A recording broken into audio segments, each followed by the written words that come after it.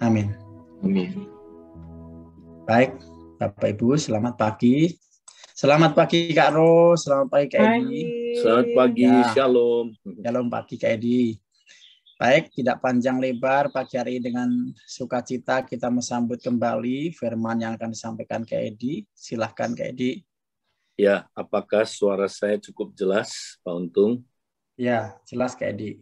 Oke ya. Jelas. Baik, saudara, kita hari ini, kan minggu ini kita bahas tentang disiplin, ya, cara memandang. Nah, sebelum kita bahas ini, saudara, kita mau belajar dulu, lanjutkan ya Bible study kita tentang cara mempraktekkan disiplin rohani supaya kita nggak salah.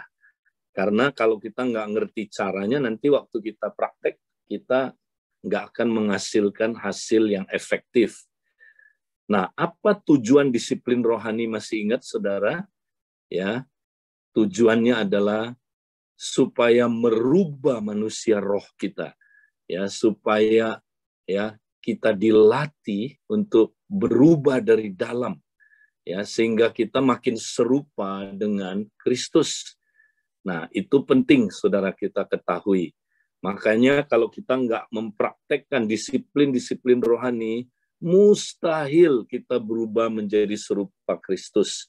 Ya, makanya, saudara, ini yang paling penting. Kita mempraktekkan disiplin-disiplin rohani supaya kita bisa berubah terus setiap hari, mengalami renovasi, perubahan dari dalam, saudara. Ini yang harus jadi fokus kita, berubah serupa Kristus. Nah, ini juga yang harus jadi permintaan doa kita. Ya, kita berdoa kepada Bapa supaya kita berubah serupa Kristus. Itu yang Bapak paling suka jawab, saudara. Ya, doa kita sering minta untuk kebutuhan, ya, untuk apa, saudara? Untuk menjawab apa yang saya mau, ya, saudara. Seringkali yang kita minta itu nggak sesuai kehendak Tuhan. Nah, kita mesti minta ini, saudara, minta kita berubah dari dalam serupa dengan Kristus. Itu yang paling dikehendaki oleh Bapa di surga, ya. Itu konteksnya, kita baca ayat itu, saudara, ya. Nah, sekarang kita mau bahas bagaimana cara mempraktekkan disiplin rohani, saudara. Ya, kita lihat next. Nah, Dallas Willard, salah seorang hamba Tuhan yang secara jarak jauh saya anggap, ya, dia mentor saya, saudara. Ya, dia seorang yang luar biasa dipakai Tuhan. Orangnya kalem aja, tapi dia dahsyat sekali mengajarkan prinsip-prinsip kerajaan Allah, saudara. Nah, kita akan lihat, saudara, menurut Dallas Willard, kalau kita mau berhasil praktek disiplin rohani, ada 3 unsur yang kita mesti miliki. Ya, 1 dari Roh Kudus, ya, lihat segitiga itu adalah, saudaraku, peranan Roh Kudus. Itu paling penting. Ya, kalau nggak ada peranan Roh Kudus, saudara, kita nggak bisa berubah serupa Kristus dengan mempraktekkan disiplin-disiplin rohani. Roh Kudus adalah yang paling penting, saudara. Nah, kita lihat, tapi nggak hanya peranan Roh Kudus. Nah, sebelah bawah segitiga ada 2 peranan kita. Nah, ini penting peranan kita, saudara. Yang sebelah bawah kanan, kita harus punya rencana praktek disiplin-disiplin rohani secara intensional, disengaja. Ya, apa rencana, saudara, dalam praktek disiplin-disiplin rohani? Udah dibuat belum? Ya, kalau kita belum buat, nggak ada rencananya, ya nggak terjadi apa-apa dalam hidup kita. Saudara harus merencanakan. Misalnya, kayaknya aku belum puasa nih. Puasa aku belum bener nih. Ya, rencanakan puasa yang benar. Ya, misalnya, wah, saya ternyata belum disiplin kerahasiaan. Ya, melakukan apapun seperti untuk Tuhan, bukan untuk dipuji manusia, bukan untuk cari, ya, sindrom number 1, ya, saudara. Udah belum? Nah, harus ada rencana, saudara. Nah, misalnya rencana ini, saudara, cara memandang. Nah, saudara rencanakan saya mau berubah. Apa dulu? Cara memandang apa? Ya, nah kita buat rencananya, saudara. Nah, kalau nggak ada rencana, Anda telah merencanakan kegagalan. Ya, nah saudara buat rencana, kemudian saudara nggak cukup. Nah, sebelah bawah kiri harus ada latihan lewat penderitaan, saudara. Kita nggak bisa berubah tanpa penderitaan. Nah, penderitaan di sini artinya harus ada ujian, cobaan, hidup sehari-hari. Baru kita latihan, saudara. Kalau nggak ada ujian, cobaan, kita nggak latihan. Sama kayak kita belajar. Kalau nggak ada ujian, saudara, kita nggak latihan. Prinsip yang kita pelajari itu hanya tinggal di rak buku, ya, tinggal di buku catatan kita. Kita nggak akan pernah latihan. Jadi, saudara, disiplin rohani itu adalah latihan. Makanya kalau nggak terus-menerus, ulang-ulang, dan seringkali gagal, praktek lagi. Gagal, praktek lagi. Baru jadi, saudara. Nah, ini nggak pernah diajarkan di gereja. Kita pikir, saudara, perubahan itu ya cukup doa pelepasan beres. Bukan berarti salah doa pelepasan, enggak. Tapi itu baru permulaan perubahan. Ya, doa inner healing beres. Itu baru permulaannya. Tapi kalau nggak ada praktek disiplin rohani, kita nggak bakal berubah permanen, saudara. Ya, paling kita berubah sebentar, nanti balik lagi, saudara. Nah, harus ada latihan. Latihan ibadah berguna dalam segala hal. Latihan badani terbatas gunanya. Nah, kita praktek ini, saudara. Baru ada perubahan. Nah, Anda siap? Mari kita lihat satu-satu sekarang ya. Peranan Roh Kudus. Kita lihat next. Ya. Kenapa, saudaraku? Next. Kita perlu melihat peranan Roh Kudus, unsur yang pertama. Nah, karena gini, saudara. Roh Kudus itu penggantinya Yesus. Ya, adalah lebih berguna kalau aku pergi, supaya Roh Kudus diutus, karena nanti Roh Kudus meneruskan fungsi Yesus dalam memuridkan kita, saudara. Nah, ini nanti kita akan pelajari minggu depan khotbah kita tentang peranan Roh Kudus dalam pemuritan, saudara. Jadi kalau dulu Yesus diikutin, saudara, ya, dia masih dalam bentuk tubuh jasmani yang terbatas oleh ruang dan waktu, ya, murid-murid ikut dia, saudara, ya, tapi waktu dia mau pergi, nah ini hari ini nih, saudara, dia ngomong 1 hari sebelum kematiannya, ya, nanti aku akan pergi kepada Bapa. Wah, murid-muridnya sedih, saudara. Gimana dong, kita nggak bisa pemuritan lagi dong, ya, kalau engkau pergi gimana? Yesus bilang, jangan takut, karena kalau aku pergi nanti Roh Kudus, dia adalah penolong yang lain. Penolong yang lain. Nah, penolong itu pendamping. Dialah menggantikan aku, mendampingi kamu. Ya, dia akan melakukan persis yang aku lakukan. Ya, jadi Roh Kudus itulah pemurid kita sekarang, saudara, menggantikan Yesus. Ya, sebenarnya itu pekerjaan Yesus juga, cuman dalam roh dia melakukannya, saudara. Nah, dia jadi adalah pemurid kita. Makanya Roh Kudus itu penting sekali, saudara, kita pahami kalau kita mau menjalankan pemuritan. Nah, peranan Roh Kudus di sini apa dalam disiplin-disiplin rohani, saudara? Mari kita lihat Matius 4 ayat 1 ini. Maka Yesus dibawa oleh Roh Kudus ke Hawaii. Haleluya. Maka Yesus dibawa oleh Roh Kudus, wow, ya, ke Jatim Park, puji Tuhan. Ya, benar? Oh, enggak, saudara. Dibawa kemana? Ke padang gurun. Untuk apa? Untuk dicobai iblis. Alamak, ini yang kita seringkali nggak ngerti, saudara.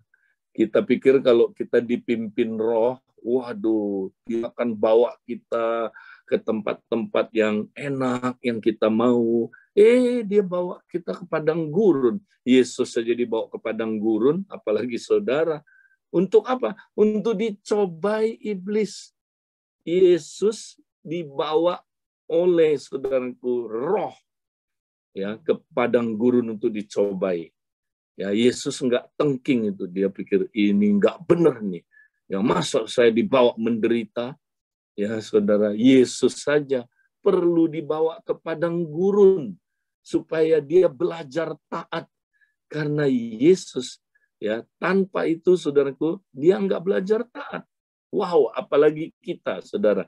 Ya, nah, waktu kita dibawa, dicobai, saudara, oleh iblis, ya, dibilang begini, saudara, semuanya itu kukatakan kepadamu selagi aku berada bersama-sama dengan kamu. Tetapi penghibur, yaitu Roh Kudus yang akan diutus oleh Bapa dalam namaku, dialah yang akan mengajarkan segala sesuatu kepadamu dan akan mengingatkan kamu akan semua yang telah kukatakan kepadamu. Jadi Roh Kudus itu penggantinya Yesus, saudara, dalam memuridkan kita. Makanya saudara, ketika kita ya praktek disiplin-disiplin rohani, dia yang akan mengajar kita. Kita pemagangnya, ya, karena dia adalah penolong yang lain, ya, pendamping yang lain. Artinya gini, pendamping yang lain tapi fungsinya sama. Jadi Roh Kudus sekarang menggantikan Yesus, mengajar kita segala sesuatu, mengingatkan kita akan semua yang telah dikatakan oleh Yesus. Jadi pemagangan sekarang kita magang sama Roh Kudus, saudara. Ya, kita magang, dia akan ajar kita. Nah, dia ajar kita di mana, saudara? Waktu kita ada dalam penderitaan kehidupan sehari-hari.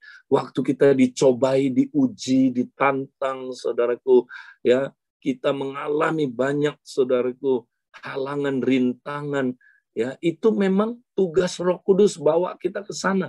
Kita lihat, ya, kenapa, saudaraku, bahwa ini perlu, ya, karena waktu kita praktek disiplin-disiplin rohani, saudara, ya, kalau nggak ada latihannya, saudara, kita nggak akan pernah berhasil. Namanya juga disiplin. Disiplin itu latihan. Ya, latihan. Nah, murid tidak bisa terlepas dari disiplin. Makanya kata murid, disciple, dengan disiplin satu akar kata, saudara. Nah, jadi saudara, peranan Roh Kudus sangat besar dalam kita praktek disiplin-disiplin. Ya, nanti dia yang berinisiasi, dia yang saudaraku mengajar kita, dia pula yang membawa kita ke padang gurun, saudara. Next, nah kita lihat, ya. Jadi saudara, waktu Roh Kudus bawa kita ke padang gurun, disitulah terjadi pelatihan lewat penderitaan, ujian atau cobaan itu. Ya, jadi saudara, Roh Kudus bawa kita ke sana. Nah, dikatakan begini dalam Ibrani 5 ayat 8. Walaupun Yesus adalah anak, huruf besar nih, anak Allah, tapi ia belajar untuk taat melalui penderitaan yang dialaminya. Wow, saudara-saudara, ya. Jadi Yesus saja, ya, waktu datang sebagai manusia, dia adalah Allah tapi juga manusia 100%. Dia, saudaraku, harus belajar lewat penderitaan. Apalagi kita. Makanya kalau nggak ada penderitaan, saudara, kita nggak belajar apa-apa. Benar. Saudara, teori-teori aja. Saudara dengar firman nggak pernah berubah. Ya, tapi kalau saudara diizinkan, ada pencobaan, ada ujian, disitulah saudara latihan, saudara. Itulah yang disebut latihan. Ya, makanya saudara, kita harus menghadapi pencobaan-pencobaan, ya. Jadi saudara, kayak ini saudara, petinju kalau mau jago, saudara, dia harus ada sparring partner, ya. Baru dia latihan, baru dia, saudaraku, ya, terus praktekin jurus-jurusnya. Kalau ya sparring partnernya jauh lebih rendah dari dia, saudara, ilmunya. Nah, waktu dia berantem, saudaraku, apa yang terjadi, saudara? Itu tidak menolong dia latihan dan menjadi, ya, bertumbuh. Dia harus cari sparring partner yang minimal, ya, saudaraku, setingkat sama dia. Ya, kalau bisa lebih tinggi tingkatnya supaya dia belajar.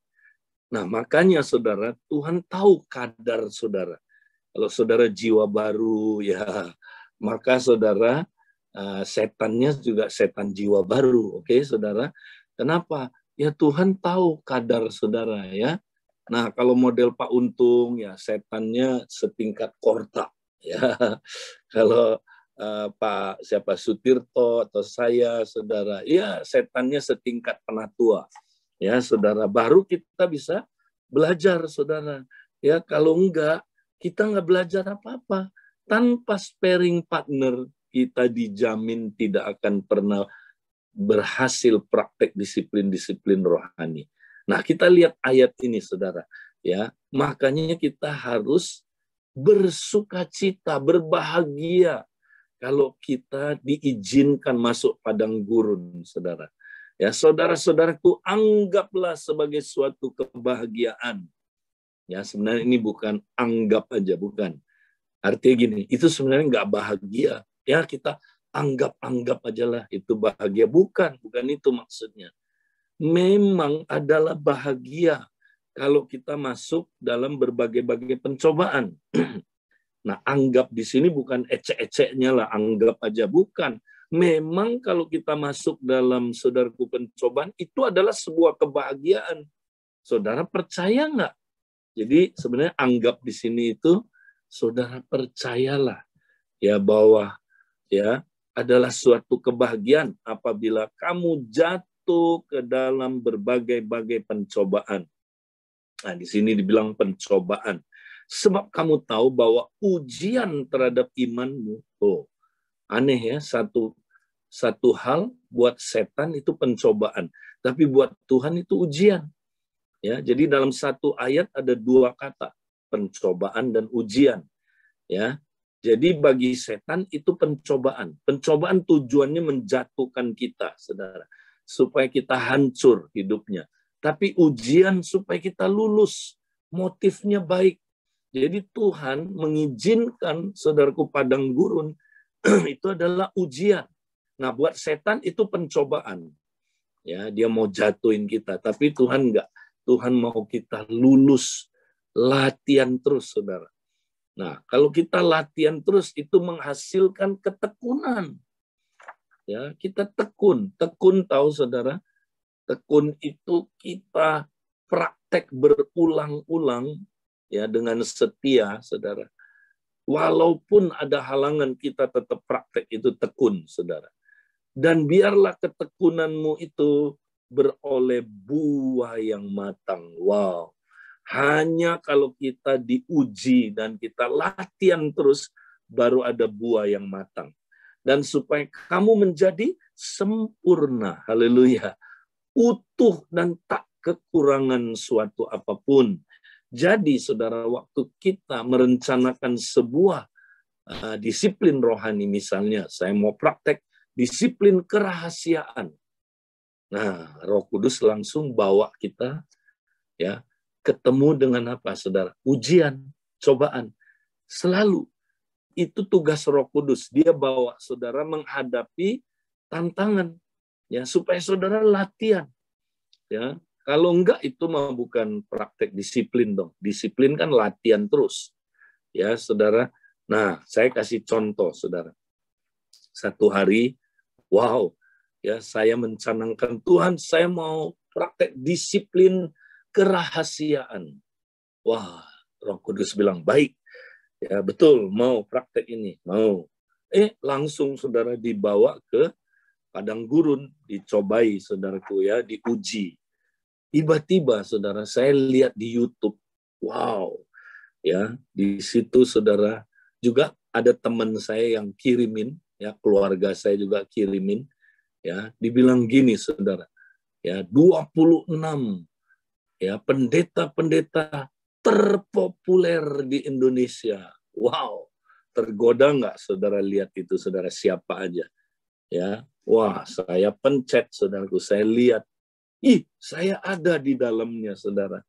Wow, waktu lihat begitu, saudara, dalam hati ada suara, boleh juga ya, siapa dulu dong? Waktu saya ngomong gitu, saudara, Roh Kudus smack saya dari dalam. Roh Kudus bilang, hambaku, kamu mencuri kemuliaanku. Jangan kamu menikmati pujian, apalagi haus akan pujian manusia. Ayo, kamu mesti bertobat. Kembalikan semua kemuliaan itu kepadaku. Wah, saya nangis, saudara. Saya bilang, Tuhan ampuni saya. Saya sudah mencuri kemuliaan-Mu. Saya sudah mencari pujian manusia. Bahkan nanti saya bisa jadi haus akan pujian. Sejak itu, saudara, saya nggak mau lihat-lihat lagi sampai sekarang. Ya, nah, istri saya juga boleh cerita apa yang dia alamin, diuji. Saya percaya setiap kita akan mengalami ujian ini. Karena untuk jadi murid Kristus dan dipakai Tuhan melayani Dia, kita harus menang. Dan kita harus memiliki disiplin kerahasiaan ini ya. Dan satu hari saya ingat tuh, saya dipercayakan untuk melayani BPN ya, untuk pasangan-pasangan yang mau menikah, bimbingan pranikah. Wah, saya menerima ini sebagai satu kesukaan, sukacita gitu ya. Wah, saya dipercayakan dan saya sungguh-sungguh melakukannya. Saya melihat itu jadi lama-lama saya melihat itu seperti boneka, seperti mainan kesukaan saya gitu ya, dan saya nggak mau lepasin itu segala-galanya buat saya gitu. Nah, pada waktu itu rupanya Tuhan bicara kepada pemimpin-pemimpin, wah ini bahaya buat saya, sehingga mereka harus melakukan satu keputusan, menyerahkan apa yang saya paling sayang itu kepada orang lain, supaya lebih baik lagi dan itu menolong saya nggak jatuh. Tapi pada waktu itu saya nggak mengerti. Jadi ketika saya dengar bocorannya, Tuhan izinin pemimpin belum memberitahu saya, tapi orang lain sudah lebih tahu. Saya marah di dalam hati saya. Semua yang tersembunyi, yang tertutup di dalam hati saya keluar. Ya, siapa kita itu sebenarnya kelihatan ketika tekanan datang dalam hidup saya. Saya marah sekali kepada pemimpin, saya sakit hati. Respon-respon saya tuh nggak benar gitu. Saya jadi menghakimi gitu, dan saya udah nggak bisa berdoa lagi karena saya menyimpan perasaan-perasaan yang nggak benar itu. Sampai Roh Kudus menegur saya, Tuhan ingatkan, nah, pelayanan yang aku kasih kepadamu itu kehormatan yang Tuhan kasih, itu anugerah yang Tuhan berikan untuk saya layani, bukan saya menjadi pemiliknya, itu milik Tuhan. Wah, saya bertobat. Ya, dari kesombongan ini saya udah mencuri kemuliaan Tuhan gitu. Ada lagi hal-hal lain waktu saya dipercayakan memimpin penyembahan. Saya ingat tuh di dalam pelayanan ya. Wah, saya melakukannya dengan sukacita, dengan sungguh-sungguh, sampai satu hari waktunya tiba, Tuhan tahu ini waktunya untuk menguji hati saya lagi. Satu hari saya pimpin penyembahan di satu ibadah raya. Wah, dilawat Tuhan gitu ya. Orang pada hancur hati gitu. Wah, di depan mimbar itu, tiba-tiba ada suara bicara di hati saya. Buka mata, buka mata, buka matamu. Akhirnya saya buka mata ya. Saya lihat, wah, orang-orang dilawat Tuhan gitu. Dan saya mulai menikmatinya. Ada suara kecil di hati saya berkata, siapa dulu dong yang pimpin, kan? Wah, kamu hebat ya, bisa bikin orang hancur hati. Aduh, saya kembali lagi di smack sama Roh Kudus ya. Roh Kudus sadarkan saya bahwa kamu nih mencuri kemuliaanku, baru dipercayakan ini aja kamu udah sombong gitu, lupa diri. Wah, saya sadar dan saya menangis. Saya bertobat, Tuhan, ampuni saya Tuhan, saya begitu sombong Tuhan di hadapan Engkau. Saya lupa bahwa ini semua adalah kesempatan yang Tuhan berikan. Seperti itu. Wah, Tuhan terus akan proses kita dalam hal ini ya. Tuhan kikis setiap kesombongan kita. Satu hari saya ingat, ini juga membentuk saya. Saya diutus melayani keluar kota oleh pemimpin, dan pada hari itu adalah hari SBP untuk pekerja gitu ya. Jadi saya melayani, kemudian saya buru-buru pulang supaya saya bisa tepat waktu ikut SBP. Karena pada waktu itu kita lagi melatih semua pekerja untuk datang tepat waktu. Kalau terlambat, pasti ada sanksi, ada disiplinnya gitu ya. Wah, ketika saya berusaha pulang, terjadi sesuatu kemacetan di jalan dan saya tibanya terlambat. Jadi saya terkena sanksi ini karena saya terlambat. Waduh, waktu disampaikan kepada saya marah sekali di dalam hati saya. Saya mulai lagi menggerutu, ya, saya bersungut-sungut. Ini kan bukan mau saya, ini kan pemimpin yang mengutus saya. Nah, muncullah statement di hati berkata, memangnya pelayanan hanya di sini. Saya kan bisa melayani di mana-mana. Nggak usah nawar-nawarin diri, saya ditawarin. Dari Abalo pasti ditawarin, kata orang begitu. Waduh, sekali lagi saya menemukan saya sombong setelah Roh Kudus sekali lagi smack saya. Jadi kesombongan itu tipis-tipis ya di dalam hati kita, karena nggak kelihatan dari luar, adanya di dalam hanya kita dengan Tuhan yang tahu seperti itu. Jadi saya bertobat pada waktu itu, dan saya mengambil waktu untuk Roh Kudus dengan firman-Nya untuk membereskan hati saya, mengakui dosa saya di hadapan pemimpin gitu. Dan Tuhan memulihkan saya. Dan terus Tuhan akan uji kita terus dalam hal ini. Itu sebabnya kita perlu disiplin rohani, kerahasiaan. Ya, saudara, inilah praktek disiplin-disiplin. Nah, tadi yang dikasih contoh disiplin kerahasiaan, saudara, itu menghantam ego kita, saudara, menghantam kesombongan kita. Ya, makanya kalau kita nggak praktek ini disiplin kerahasiaan, kita nggak bisa menang terhadap dosa-dosa. Ya, jadi kenapa kita marah-marah? Ya, Matius 5 itu, saudara. Kenapa kita, saudara, bikin dosa percabulan, perzinahan?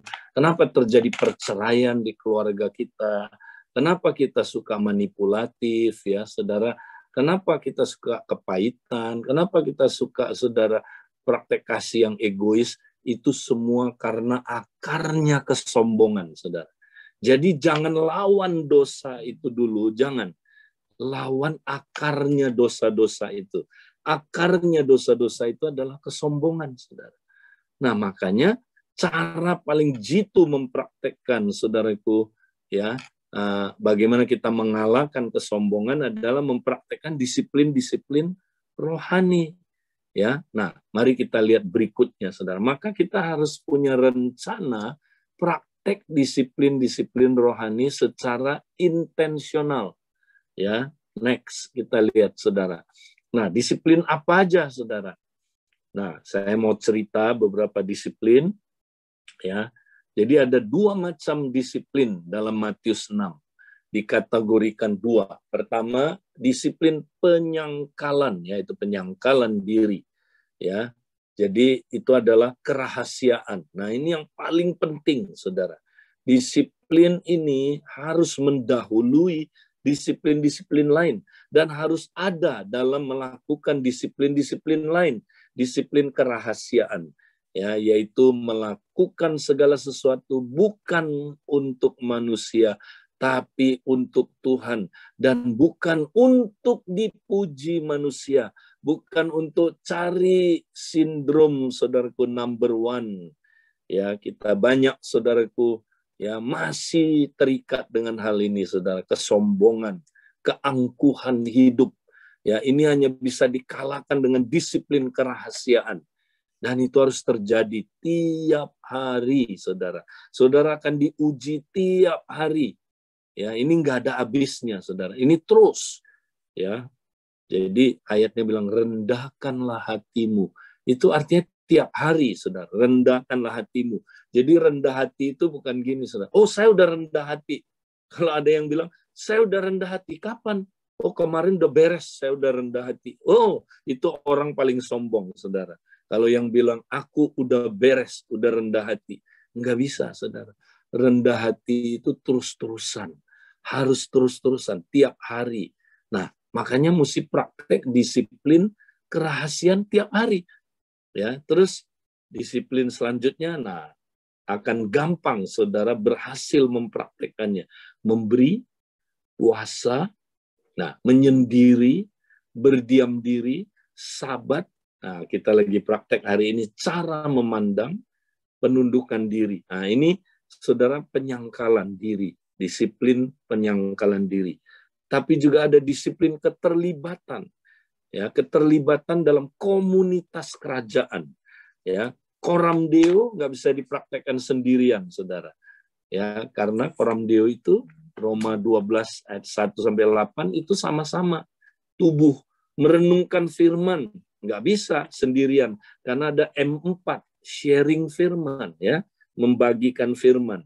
Ibadah raya, ibadah komsel, kompak, itu semua disiplin-disiplin rohani, saudara. Itu semua menolong kita mengalami renovasi, perubahan dari dalam.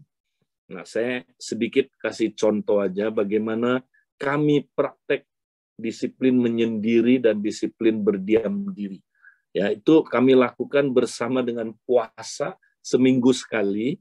Ya, jadi kami biasanya hari Jumat besok, ya, kita pagi-pagi, saudara, habis ibadah, kemudian kami masing-masing menyendiri. Saya di pojok sana, istri saya di pojok sini.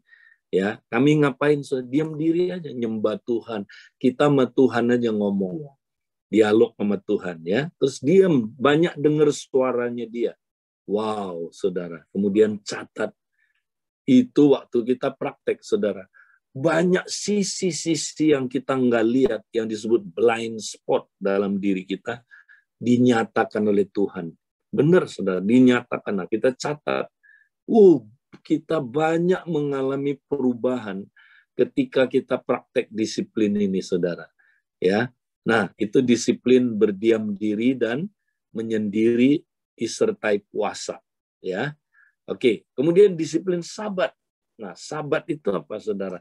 Sabat itu artinya rest, istirahat. Nah, banyak orang ngajarin, saudara, ya, hamba Tuhan ngajar gini, saudara. Oh, kehidupan ini bukan lomba lari cepat, tapi lomba lari maraton.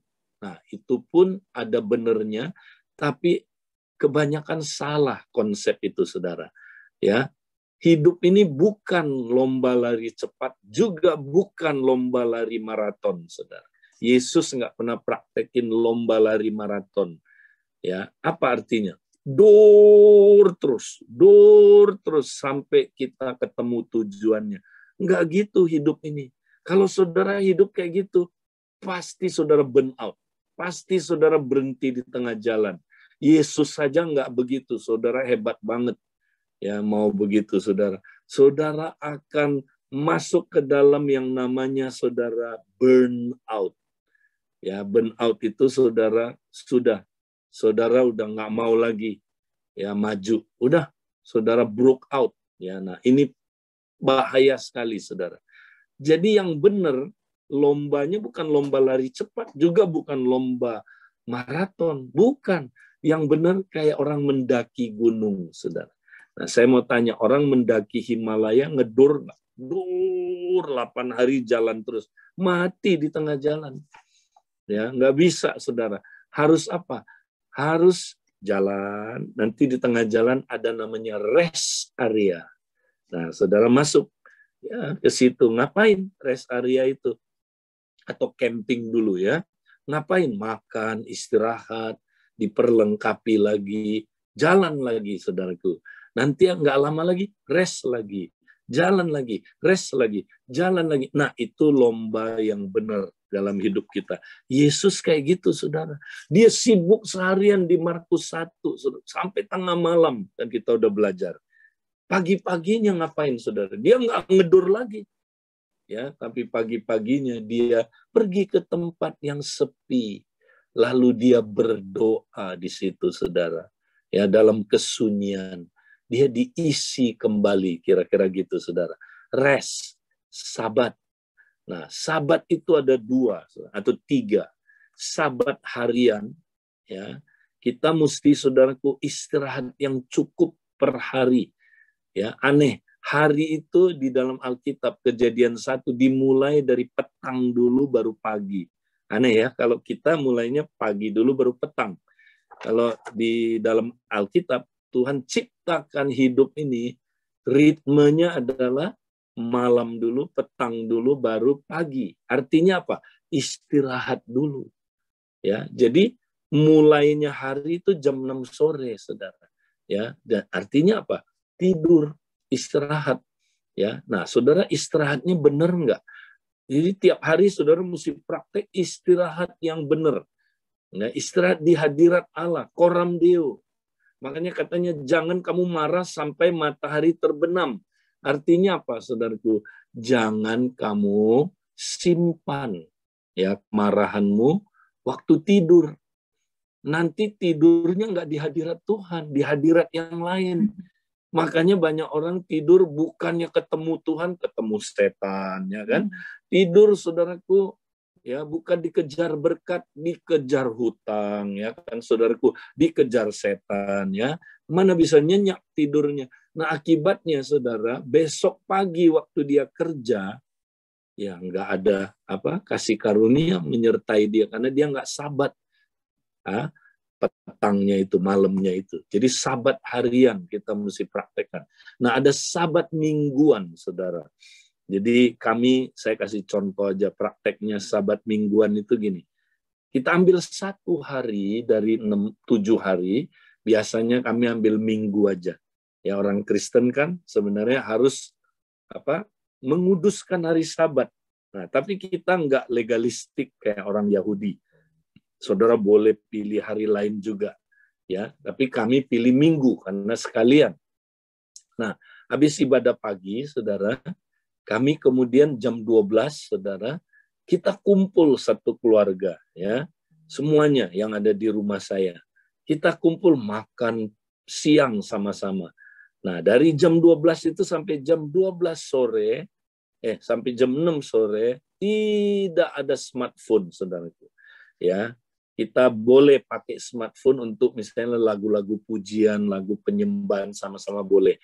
Tapi enggak untuk kerja.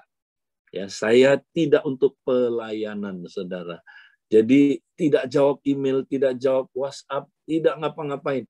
Kita spend time menyembah Tuhan. Spend time ya satu dengan yang lain. Kita makan-makan, kita ngobrol-ngobrol, kita bangun hubungan. Mau tidur juga boleh, saudara. Tapi jangan tidur melulu, ya. Kita rest pokoknya, saudara. Ya, kadang-kadang kami bisa keluar sama-sama. Tapi jangan ke satu tempat, satu lihat ini, satu lihat itu. Tetap bersama. Jadi intinya harus bersama. Rest. Menikmati Sabat di dalam Kristus. Ya, karena dialah Tuhan atas hari Sabat. Jadi ya sabat itu artinya rest di dalam Kristus, ya itu dia. Nah kami praktek, wow berkatnya luar biasa, saudara. Nah juga hari ini ya kita mau lihat cara memandang. Tapi sebelumnya kita lihat dulu PowerPoint berikutnya, saudara. Jadi saudara, Tuhan mau kita praktek disiplin-disiplin penderitaan-penderitaan ringan yang sekarang ini mengerjakan bagi kami kemuliaan kekal yang melebihi segala-galanya. Nah, apa yang dikerjakan oleh disiplin rohani? Ayat 16, yaitu pembaharuan manusia batinnya atau manusia roh kita. Tiap hari semakin serupa dengan Kristus. Ya, saudara mau semangat praktek disiplin-disiplin rohani? Nah, yang terakhir, mari kita lihat saudara, ini hari ini ya, kita praktek disiplin-disiplin rohani. Ya, hari ini saudara. Next ya. Nah, saya mau ajak kita lihat satu lagi ya, langsung bahasa ininya saudara. Ya, bahasa sehari-hari ayat ini bagus sekali. Ya, Matius 6 21 sampai 23. Next, satu lagi. Ya, kita lihat dibilang gini saudara, BIMK. Karena di mana hartamu di situ juga hatimu. Mata adalah lampu untuk tubuh, lampu untuk badan. Jadi mata itu saudara kan jendelanya tubuh kan. Itu tempat masuknya cahaya. Makanya dibilang mata adalah cahaya, lampu untuk badan. Jadi Kalau matamu jernih, nah jernih saudara, lensamu jernih, seluruh sinar itu masuk ke dalam badanmu, maka badanmu terang benderang. Ya, jadi kalau cara memandangmu jernih, benar, ya, atau tadi Betty bilang cara memandang yang dari Tuhan, maka terang itu masuk ke dalam manusia roh saudara. Ya, nah terang itu mengubah saudara dari dalam, sehingga tubuhmu memancarkan terang itu. Kau bisa jadi terang buat dunia ini, karena itu dimulai dari cara pandang saudara. Tapi kalau cara pandangmu kabur, lensamu kabur, engkau memandangnya bukan dengan matanya Tuhan, tapi dengan mata dunia ini. Mata yang dari jiwa saudara yang udah rusak, maka kalau matamu kabur, lensamu nggak murni, kabur, seluruh badanmu gelap gulita. Jadi kalau lampu di dalam dirimu gelap, alangkah pekatnya kegelapan itu, saudara. Nah, jadi saudara, sangat penting kita, saudara, melatih cara pandang kita. Cara pandang kita terhadap Tuhan, terhadap Bapa, terhadap saudara seiman, terhadap diri sendiri, terhadap harta, terhadap ya saudara komunitas kerajaan. Ya, kita harus rubah cara pandang kita. Nah, yang terakhir saya mau bahas, cara pandang kita terhadap pasangan kita. Wow, itu paling penting. Terhadap anak-anak kita. Bagaimana saudara memandang saudaramu? Ya. Nah, kita kebanyakan saudara, kalau istri kita atau suami kita udah bikin salah, udah kita kesel banget. Kita lihat dia yang salah terus. Kita lihat dia saudara yang jeleknya terus. Kita lihat dia saudara yang nggak benerannya terus. Nah, akhirnya saudara bukan mengasihi pasanganmu, engkau benci saudara. Ya, karena orang Inggris bilang begini, the way you see people is the way you treat people. The way you treat people is the way they usually will become. Ya, cara Anda melihat orang menentukan cara Anda memperlakukan dia. Cara Anda memperlakukan dia menentukan dia jadi apa. Ya, kalau saudara lihat pasanganmu jelek, Anda akan memperlakukan dia sebagai orang jelek. Ya, dan nanti saudara, Anda akan benar-benar ya membuat dia jadi orang jelek. Wow, ini penting sekali saudara. Ya. Jadi cara pandang kita. Nah, cara pandang kita yang benar gimana? 2 Korintus 5 ayat 17. Inilah lensa yang harus kita punyai. Inilah cara pandang Allah terhadap sesama kita, terhadap kita. Ya. Barang siapa yang ada di dalam Kristus, pasanganmu ada dalam Kristus, ya. Dia itu siapa? Dia adalah ciptaan yang baru. Wow, ya, yang lama sudah berlalu, bukan akan berlalu, bukan berlalu pelan-pelan, sudah. Yang baru sudah datang, bukan datang pelan-pelan, bukan proses, sudah. Inilah cara pandang iman. Inilah cara pandang Allah terhadap kita. Nah, saudara mesti saling memandang dengan cara ini. Lihat dia sebagai ciptaan yang baru. Ya, jangan lihat dia manusia lamanya, ciptaan lamanya. Saudara frustrasi. Ya, memang dia masih ada kelemahan, tapi dia di hadapan Tuhan adalah kudus, tak bercacat, ya, di hadapan Tuhan. Kita juga mesti lihat dia seperti itu. Waduh, gampang nggak? Nggak gampang. Nah, gimana supaya sampai kayak begitu? Latihan. Nah, ada latihannya. Supaya latihan dicobai, saudaraku, diuji. Waktu saudara bilang, saya mau lihat istri saya seperti manusia yang baru. Roh Kudus bilang, bagus. Yuk kita, Roh Kudus bawa saudara ke padang gurun. Ya, diuji saudara. Nanti tiba-tiba ditunjukkan tuh jelek banget tuh istrimu, suamimu, lihat tuh jelek. Nah, harus ada ujiannya. Baru saudara latihan. Enggak. Ya, aku mau rubah cara pandangku. Tidak. Tuhan lihat dia Ya, seperti 2 Korintus 5:17. Saya juga mau lihat dia seperti itu. Diuji lagi, nggak sekali. Berbahagialah orang yang cobai dengan berbagai-bagai pencobaan. Berbagai-bagai ini artinya bisa jenisnya banyak atau frekuensinya banyak, saudara ya. Jadi kita terus latihan ya, sampai kita, saudaraku, berubah cara pandangnya. Kalau saudara udah berubah, saudara ya akan menang terhadap dosa apa aja. Konflik-konflik akan jauh dari keluarga saudara. Saudara akan benar-benar diberkati, saudara. Nah, satu disiplin lagi yang terakhir, yang tadi, saudara. Nah, ayat yang tadi kita baca, saudara, sekali lagi, paling bagus saudara mesti baca konteksnya. Jangan comot satu ayat terus langsung kesimpulan. Ya, nah ayat tadi carilah, mintalah, carilah, ketuklah. Itu saudara memang bisa dipraktekkan untuk apa aja yang kita minta dari Bapa. Ya, itu bisa. Kebetulan ayat ini bisa dipraktekkan secara umum. Tapi konteksnya dulu lihat. Konteksnya apa?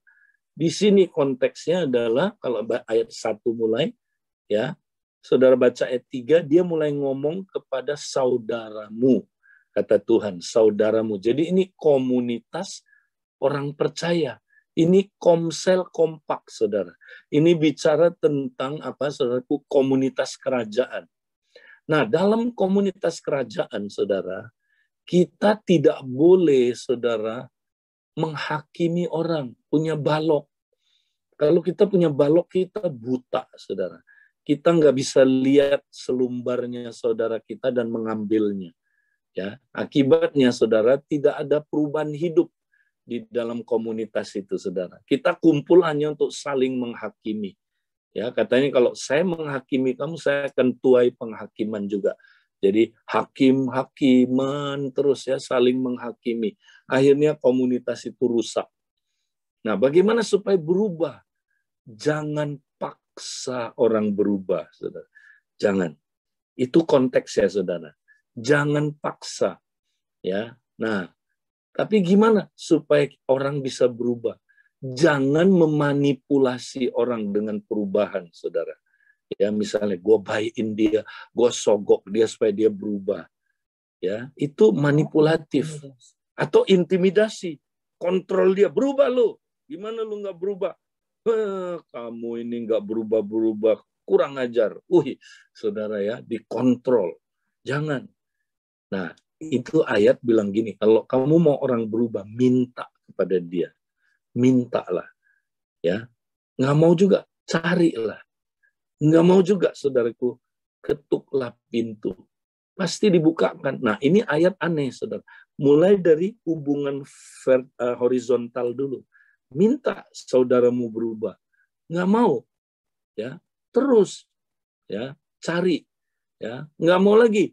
Ketuk pintu. Insist maksudnya. Terus, please, berubah. Tapi murni. Tidak untuk mengontrol orang, saudara, berubah. Nah, dia nggak mau berubah, saudara. Gimana? Nah, jangan takut.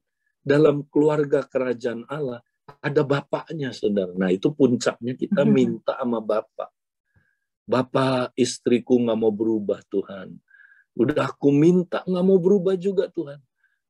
Tuhan, Bapak, Engkaulah kepala rumah tangga kerajaan, keluarga kerajaan Allah ini. Aku minta Engkau mengubah dia. Nah, kalau Bapak yang mengubah dia, saudara, pasti berubah. Nah, berubah di sini apa? Serupa Kristus. Itu dia, saudara. Jadi, kita mesti nangkep konteks kalau kita baca Alkitab. Nah, ini maksudnya, saudara, cara hidup dalam kerajaan Allah. Ya, Tuhan mau kita praktekkan ini. Nah, saudara, saya mohon maaf karena kita masih ada SPK yang hari-hari terakhir. Jadi saya tidak bisa memberikan banyak jawab saat ini. Nanti kalau udah selesai SPK, kita ada waktu yang mungkin lebih panjang, kita bisa tanya jawab. Tuhan memberkati ya. Bye. Saya mohon diri dulu ya. Ya, Makasih Kak Edi, Kak Ros. Padahal saya mau tanya tadi, Kak. Ya, mungkin cepat satu pertanyaan. Boleh. Oke, Kak. Satu pertanyaan, Kak. Kan gini bahwa yang namanya dari sahabat itu berarti kan penting buat setiap pribadi ya, Kak. Ya. Tapi dengan sekarang ini, situasi sekarang kan banyak Zoom gitu, banyak pertemuan-pertemuan, sehingga kita nggak punya waktu sambat. Mas artinya tuh nggak punya waktu menyendiri, karena kan aktivitas yang padat. Gimana tuh, Kak? Ya, harus diusahakan. Jadi saya dorong saudara, jangan sungkan kalau lagi sabat. Saya nggak perlu ikut doa pagi, nggak apa-apa. Ya, karena sabat itu salah satu disiplin yang perlu diterapin. Sama nilainya sama Coram Deo, disiplin ya doa pagi misalnya. Jadi kalau pas lagi ada teman kita sabat, kita jangan kurang rohani kamu, ya kamu nggak bener kamu. Loh, justru kita dukung, bagus kamu sabat. Ya, karena nanti kalau dia sabat, saudara, dia akan efektif di Coram Deo-nya. Ya. Jadi misalnya Pak Lukas, nah tadi saya lupa, ada sabat tahunan, saudara. Pak Lukas lagi ambil sabat tahunan, saya bilang bagus Pak Lukas, ya ikut, ya sabat. Apa yang saya perlu bantu supaya Pak Lukas sabatnya lebih baik, ya. Jadi kita harus saling dukung, saudara. Kalau enggak, kita semua akan hancur di tengah jalan, ya. Jadi jangan sibuk, tidak ada restnya, ya. Itu intinya ya, Pak Untun. Oke. Saya mohon maaf, nanti kita ketemu lagi di waktu-waktu yang lain. Tuhan berkati. Ya. Makasih Kak Ros, Kak Edi. Pak Ros. Ya. Baik, ya teman-teman sudah dengar luar biasa. Ya.